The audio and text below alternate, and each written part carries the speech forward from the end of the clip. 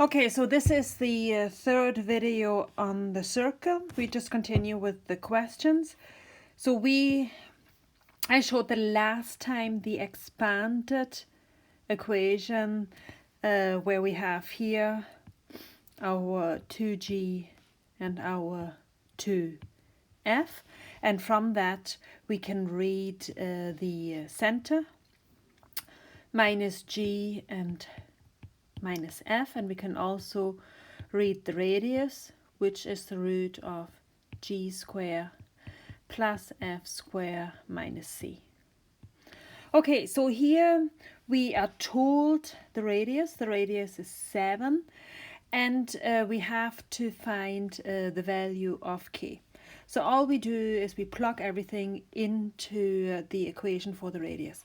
But first we need to find the g. The g here, so 8 would be, minus 8 would be 2g. That gives us a g of minus 4.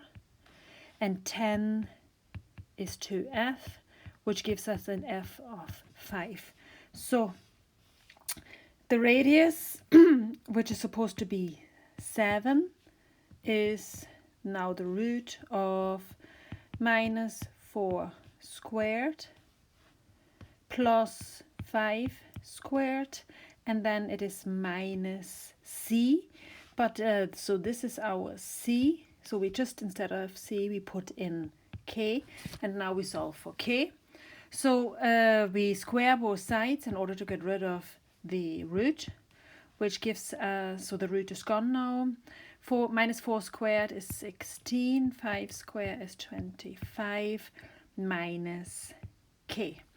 So I will bring the k to the left and the 49 to the right. So that changes the sign, remember.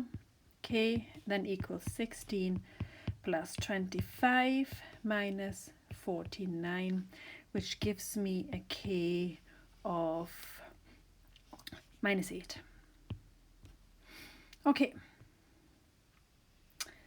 The next type of question is to show that a line is a tangent to a circle. A tangent is a line that touches the circle at one point only. And also the line from the center to the tangent at the point of touching is at a right angle. So this would be a right angle, yeah? So the line between the center and the point of touching of the tangent, so that would be then at a right angle to the tangent. So we are supposed to show that this line x plus 6y minus 9 equals 0 is a tangent, and we have this is the equation of the circle, which then gives us the center. So remember, this would be minus 4 equals 2g, and 10 equals 2f, and the center is minus gf. So g is minus 2, and f equals 5. So that gives us a center of 2 minus 5. So this center is 2 minus 5. Essentially, in order to show that a line is a tangent to the circle, we show that the distance between the point and the line is the same as the radius. So the radius we can calculate as well. Remember, the radius is the root of g square plus f square minus c. So c is minus 8. So let's put that together now. Root minus 2 squared plus 5 squared minus c, so minus 8, which is then plus 8. Okay, so we calculate that.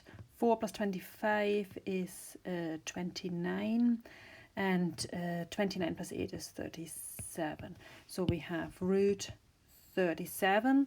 That is the radius, and now we need to check that the distance between the point and the line is also root 37. So for that we use the formula distance between point and line is ax1 plus by1 plus c over the root of a square plus b square. So let's label everything. So we have our point, which is the center, which is our x1, y1. And then we have our line, which is then our a is 1, b is 6, and c is -9. Okay, so we put that all together. Remember, the 2 bars mean that the whole is positive. The whole expression is positive. So a is 1 times x1, which is 2, plus b is 6 times y1 minus 5, and plus c, which is -9, and that over the root of 1 square plus 6 square. Okay, so 1 times 2 is 2. 2 minus 30 is minus 28. Minus 9 is minus 37. So minus 37 over the root of 1 plus 36 is 37. And this, so we apply the bars now, which means it's just 37. It turns it positive over root 37.